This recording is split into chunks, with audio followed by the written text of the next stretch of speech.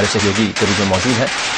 विभाकर जी, आपसे चर्चा चल रही थी कि आखिर 100 दिनों में ऐसा क्या हो गया, हार की वजह क्या रही? भारतीय जनता पार्टी अपना वो रुतबा कायम नहीं रख सकी उत्तर प्रदेश की अगर बात करें तो।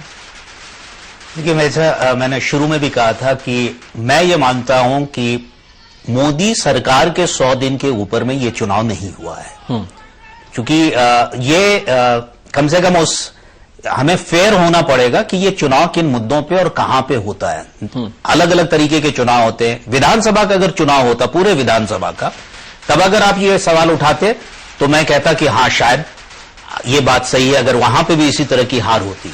अगर महाराष्ट्र और हरियाणा का चुनाव भी होने वाला है, 19 अक्टूबर को हम लोग फिर बैठेंगे, अगर वहां पे उनकी हार होती, वो जीत नहीं पाते हैं, तब आप ये जरूर सवाल कर सकते हैं कि क्या मोदी सरकार ने जो वायदे किए थे या मोदी सरकार के साथ जो अपेक्षाएं थी, जनता ने उसको ये 100 दिन या 150 दिनों में ये पाया कि वो उस रास्ते की ओर नहीं जा रहे हैं। वो मैं मानूंगा। लेकिन बाईपोल की जहां तक बात उठती है, और वो भी अलग अलग राज्यों में, मैं उत्तर प्रदेश की अगर सिर्फ बात नहीं कर रहा हूं, ये अगर आप देखेंगे तो राजस्थान में दिसंबर के महीने में ही पिछले साल जब ये चुनाव हुए थे विधानसभा के, तो ये कहा जा रहा था कि ये लोकसभा चुनाव का सेमीफाइनल है और वहां पे बड़ी जीत हासिल हुई थी।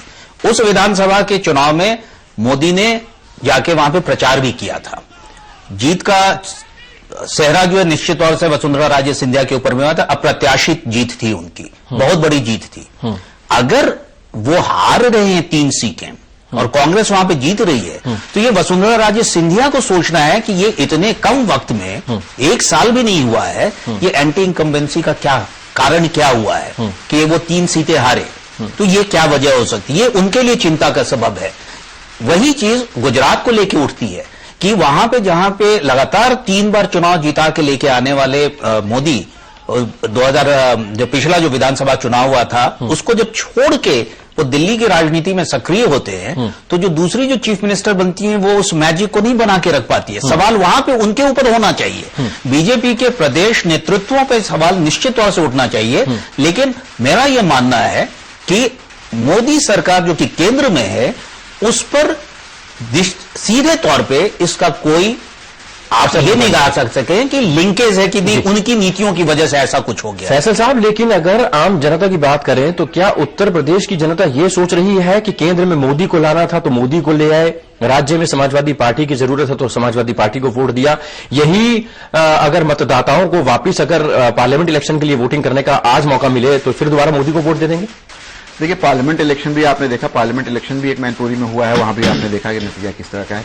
सीधी सी बात है, मुझे लगता है कि जब देश में आम इलेक्शन होता है तो उसके मुद्दे थोड़े अलग होते हैं, और जब पिछला पार्लियामेंट्री इलेक्शन हुआ तो इंक्लूसिव ग्रोथ का जो अट्रैक्टिव नारा था, और जिस तरह की, एक चीज और मैं कहूं कि जिस तरह की कांग्रेस की कारकर्दगी रही थी, कांग्रेस जिस तरह से विफल रही थी पिछले यूपीए 2 में, उसका भी भरपूर लाभ मिला भारतीय जनता पार्टी और नरेंद्र मोदी को, और वो चुनाव जीते। ग्रोथ की बात है, हर आदमी चाहता है कि देश का विकास हो, करप्शन हटे, हर आदमी ये चाहता है। तो कुछ ऐसी चीजों पे बातचीत हुई और उसमें उनको पूरा सहयोग हर तरफ से मिला, चाहे वो प्रबुद्ध वर्ग हो, चाहे वो अपर मिडिल क्लास हो, सारे लोगों का, युवा वर्ग हो, सबको इसमें दिलचस्पी थी कि एक करप्शन फ्री समाज बने, एक विकसित भारत बने, और इसलिए वोट हुए। लेकिन जब आप डिविजिव पॉलिटिक्स करते हैं, जिस तरह की नारेबाजी और जिस तरह की चीज जिस दिन से योगी आदित्यनाथ ने प्रचार की कमान संभाली उत्तर प्रदेश में, जिस तरह की बात की, तो वो सारी चीजें जो मोदी जी सामने लेकर के आए थे, जिसपे उनको मत पड़े थे, वो गौन होते चले गए। और फिर सामने ये आ गया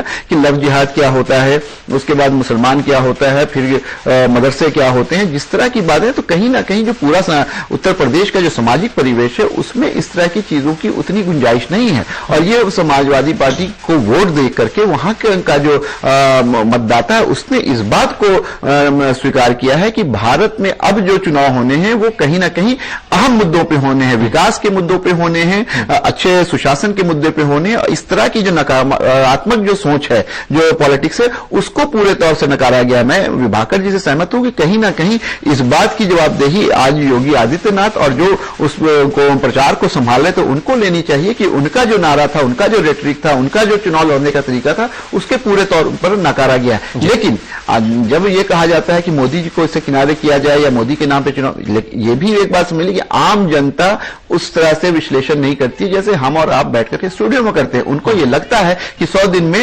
इतना बढ़िया रिजल्ट आया था, लेकिन अब वो कहीं ना कहीं कम हो रहा है। तो ये चिंता भारतीय जनता पार्टी को करनी होगी। मैं यहां पे कहूंगा कि 100 दिन में क्या उत्तर प्रदेश की सरकार जो थी वो मोदी की सरकार हो गई थी? क्या वसुंधरा राजे सिंधिया की सरकार की वजह पे वहां पे नेतृत्व मोदी जी ने ले लिया था?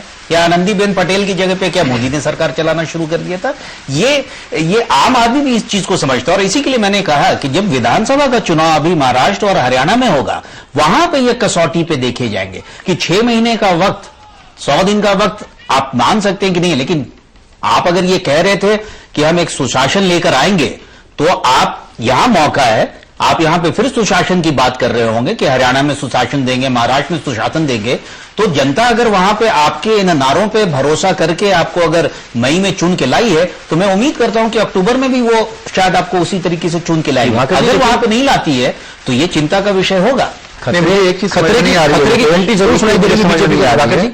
खतरा बेशक थोड़ी दूर दिखाई दे रहा हो, लेकिन घंटी तो सुनाई दे रही होगी। निश्चित तौर से बीजेपी में कई ऐसे लोग हैं जिनको हम लोग कहते हैं कि वो, अगर उस पार्टी को और आरएसएस को कहा जाता है कि ये लोग हिंदूवादी हैं और उनमें से कुछ लोग अति हिंदूवादी हैं, तो जो अति हिंदूवादी लोगों ने ये सोचा था कि जो मई में मोदी के को लोगों ने वोट दिया, ये वोट उनके लिए था, अति हिंदूवादियों के लिए, तो ये उनके लिए सबक है। और मैं यहां पे कहता हूं कि यहां पे भी मोदी का एक तरीके से एंडोर्समेंट है इस वर्डिक्ट में कि मोदी ने कहीं पे भी पूरे प्रचार के दौरान, और जब से वो अगर 100 दिन की बात कहते हैं, उन्होंने कभी भी कोई ऐसी बात नहीं कही है जिससे आप ये कह सकते हैं कि वो दो समुदायों के बीच में एक अलग भारत के निर्माण की बात कर रहे हो। वो उसी भारत के निर्माण की बात कहते हैं, उसी भारत की बात करते हैं जो कि संविधान से माध्यम से हम लोग को मिला, आजादी के बाद जो मिला है, वो सबको साथ लेके चलने की बात बार बार कहते हैं। लेकिन पार्टी के भीतर में या दूसरे संगठनों के भीतर में कुछ लोग अगर इन बातों को उभारते हैं कि नहीं नहीं यहां पे तो मेजॉरिटी ही जो है उसी की बात चलनी चाहिए, तो उन लोगों के लिए के मुंह पे ये बहुत बड़ा तमाचा है। और उसके लिए उत्तर प्रदेश की जनता जो है, गुजरात की जो जनता है, या राजस्थान की जनता है, या बंगाल की जनता है, ये उनको श्रेय जाता है कि उन्होंने कम से कम ये बताया है कि भैया देखो, हम सब भारतीय हैं और हमें भारत के लोगों को विकास चाहिए। उस नेतृत्व से अगर विकास मिल सकता है और उस भाषा से विकास मिल सकता है तो उसी पे चलो, अगर बदलोगे तो हम तुम्हें बदल देंगे। अजय जी, आप कितना सहमत है विभाकर जी की बात से कि 2019 में जो चुनाव होंगे वो होगी मोदी की परीक्षा, या जो विधानसभा के चुनाव है वो एक मिड टर्म एग्जाम होगा नरेंद्र मोदी का? ये जो बाई इलेक्शन है इसमें मोदी को बीच में नहीं लाना चाहिए। नहीं, मैं विभाकर जी की बात से सहमत होते हुए भी असहमत होना चाहूंगा। मैं इस बारे में ये कहना चाहूंगा कि आज का जो चुनाव है, और खास करके बदले हुए मीडिया के दौर में, एक सेकंड लगता है कि एक जगह कहीं कोई घटना होती है तो वो इमीडिएटली देश के कोने कोने तक पहुंचाने का काम उसको मीडिया करती है। ये कुछ इस तरह से शेयर मार्केट का हाल हो गया है कि अगर चेचेनिया में एनर्जी संकट होता है तो भारत का सेंसेक्स ऊपर नीचे होने लगता है। अब आप कहेंगे कि चेचेनिया के एनर्जी संकट से या स्कॉटलैंड के रेफरेंडम से भारत के सेंसेक्स का ऊपर होने, गिरने और चढ़ने का क्या योग है? लेकिन ऐसा है। और जब आप आर्थिक विश्लेषण उसका करते हैं तो आप पाते हैं कि वो कैसे इंटरकनेक्टेड है। तो उसी तरह से किसी भी बड़ी मंजिल का निर्माण, किसी भी बड़े दुर्ग का निर्माण एक एक ईंटों से होता है। इस देश में मुद्दे कहां से बनते हैं? नगर निगम, पंचायत में एक जो घटना होती है, जैसे अभी विभाकर जी ने बड़ी अच्छी बात कही कि आजम खान बोलते रहे थे पश्चिमी उत्तर प्रदेश में, लेकिन व्यक्ति उससे प्रभावित दूर केरल में भी हो रहा था और बिहार में भी हो रहा था। और वो मात्र नेता समाजवादी पार्टी के हैं, जहां न चुनाव केरल में समाजवादी पार्टी लड़ती है और न बिहार में लड़ती है, लेकिन उन्होंने जो भाषा बोली, जिस भाषा का उन्होंने इस्तेमाल किया, उससे देश का एक मानस बना। मोदी जी लगातार एक छोटे से प्रयोग के तौर पर गुजरात में आए एज ए चीफ मिनिस्टर, उन्होंने जो वहां अच्छा काम किया उससे देश में एक माहौल बना कि भाई डेवलपमेंट और विकास। तो आए मुताबिक वो माहौल खत्म होता है। मुलायम सिंह नोएडा से दिल्ली के ज्यादा करीब थे और नीतीश कुमार पटना से दिल्ली के ज्यादा करीब थे। अहमदाबाद तो बहुत दूर है और वहां से मोदी जी चल करके दिल्ली पे काबिज हो जाते हैं। और मुलायम सिंह और नीतीश कुमार जो बड़े, लेकिन आप अभी भी ये मान रहे हैं अजय जी कि मोदी का जादू खत्म हो गया? नहीं, मैं उस पर एक बात आता हूं, बहुत संक्षेप में मेरे को देख लेना। हाँ, मैं संक्षेप में बताता हूं। ये जादू पे घंटी बजने की शुरुआत है जो आप कह रहे हैं, क्योंकि ये सारा कुछ इस वक्त जो हुआ था, ये जो देश में भारी मैंडेट मिला, जैसा कि अभी दिवाकर जी कह रहे थे कि लोग मानने को तैयार नहीं थे, बिल्कुल वही हाल है कि अगर एक अंडर करंट चल रहा था लेकिन लोग उसको स्वीकार करने को तैयार नहीं थे और मोदी जी यहां आ गए। उसी तरह से एक अंडर करंट की शुरुआत है, क्योंकि बात मात्र 33 सीटों की नहीं है। मैं बार बार कह रहा हूं, आप उत्तरांचल से शुरू कीजिए, एक उत्तरांचल के बाद बिहार जाइए और बिहार के बाद यहां आइए। और अभी चुनाव हुए, एक तरह की घंटी बज रही है भारतीय जनता पार्टी के लिए, ये सब मान रहे हैं। लेकिन अगर महाराष्ट्र में और हरियाणा में भारतीय जनता पार्टी अपने गठबंधन सहयोगियों के साथ ताबड़तोड़ सीटें जीतती है तो क्या फिर से एक बार मोदी का जादू चलेगा? अब चर्चा इस पर। एक छोटा सा ब्रेक। फैसल साहब कुछ कहना चाह रहे थे, सीधा चर्चा उनसे शुरू करें।